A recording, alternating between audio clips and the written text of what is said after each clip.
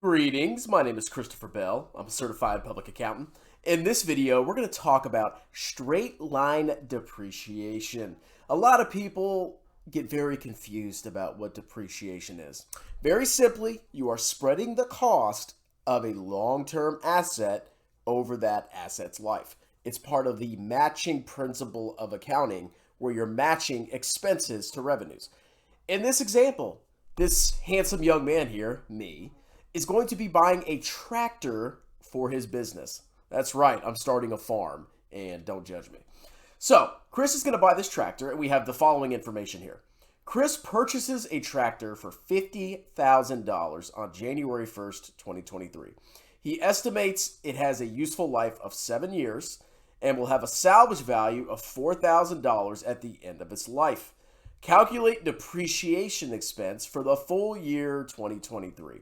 Now, Chris uses straight line depreciation because it's just very easy and simple, and double declining balance is a headache, and some of the year's digits is weird. So Chris uses straight line depreciation. Well, the first thing we're going to do is determine what is the formula to record straight line depreciation, because I need to spread the cost of this asset over its useful life. I'm going to be using this tractor for 7 years. Wouldn't it make sense to spread that $50,000 of cost expense over the 7 years that I'm using it? It does to me, at least.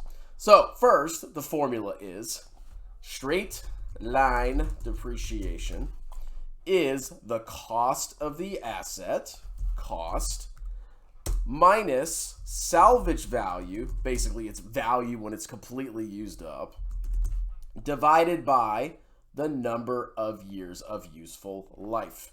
And what this will do is it will spread the cost evenly over the 7 years. So if we go ahead and do the math, the cost is what? What is the cost of this? Well, it's $50K. I spent $50K to buy this tractor. So the cost is $50K. What is the salvage value? What will its value be at the end of the 7 years when I'm ready to get rid of it because it's old and broken and it's costing me money? $4,000. So we're going to put $50,000 minus the salvage value of $4,000, and we're going to divide it by the number of years of its useful life. What is its useful life? 7 years. So we put 7 here, and then we do some pretty complicated math, right? So we take 50,000 minus 4,000 divided by 7 gives us $6,571.43 of annual depreciation. This is the formula for annual depreciation. So every single year on my financial statements, even though I only bought the machine in the first year, I'm going to spread the cost of that machine over 7 years. And for rounding purposes, we're just going to say this is 651. So let's go ahead and record the journal entry for the first full year of depreciation. So it's December 31st, 2022, trying to get my books ready for tax time. And I just realized I forgot depreciation. Oopsie. Depreciation is very simple to record, okay? You always want to put the date, which is, I'm pretty horrible with dates. Half the time I forget to put dates in journal entries. Put the date here, and then the first thing you're going to record is depreciation expense. Depreciation expense. Why is it an expense? Well, because we're spreading the asset's cost over its useful life. It's a cost to the business. We spent money to buy a tractor, and we are now recording it, and we are matching it to the production it's done, the income production it has helped generate for my farming business.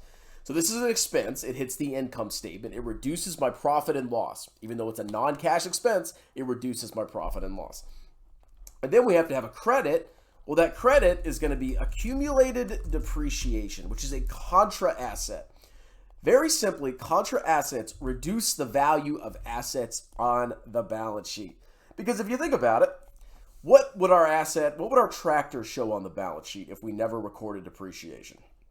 Well, the initial journal entry would be debit to tractor or property, plant, equipment, $50K, and we'll just say cash, okay?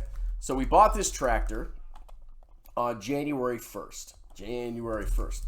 So we know we're going to take a full, complete year of depreciation. Well, on the balance sheet, this tractor would be showing as $50K. But because we have now recorded depreciation, this contra asset is going to reduce the book value of that tractor. So imagine we're looking at our balance sheet. We got our cash and AR and all that fancy stuff on there. And then we have this line called property, plant, and equipment, or we'll just call it tractor to keep it simple. So on there, it's going to say 50K, and then it's going to be net of accumulated depreciation. I call it ADA to make it simple, 6517. We subtract that, and the current book value as of December 31st, 2023 is going to be, well, let's do the math because I don't want to do that in my head. 50 minus 6571 is 43,429. That is our book value. And it makes sense because we're using up the tractor over its useful life. So every year the book value is going to decrease. That is what accumulated depreciation does. That's the whole purpose of that, is to serve as a contra asset to your property, plant, and equipment to reduce its book value. Now, eventually, it's going to depreciate over the next 7 years. It's going to depreciate all the way down to the salvage value of $4,000. So literally every year, you're just recording the same depreciation entry. December 31st, 2024, depreciation expense, accumulated depreciation, and so on and so on and so on. Now, this is a very simple problem because we started it on January 1st of 2023. What if you did it in the middle? What if you bought it in the middle of the year? Would you record a full year's depreciation? No, you wouldn't. We'll cover that. We'll cover that in another video, though. But this is just a very simple way to record depreciation. Straight line depreciation. Here's the formula here. Really not complicated. Just make sure you're paying attention to the dates. Make sure you're paying attention to salvage value. Don't forget that. And don't forget the formula, and you'll be A-okay. Hope you enjoyed the video. Hope you learned something. If you like how I teach, there will be a pinned comment below. You can schedule a one-on-one tutoring session with me and learn some accounting. Talk to you later.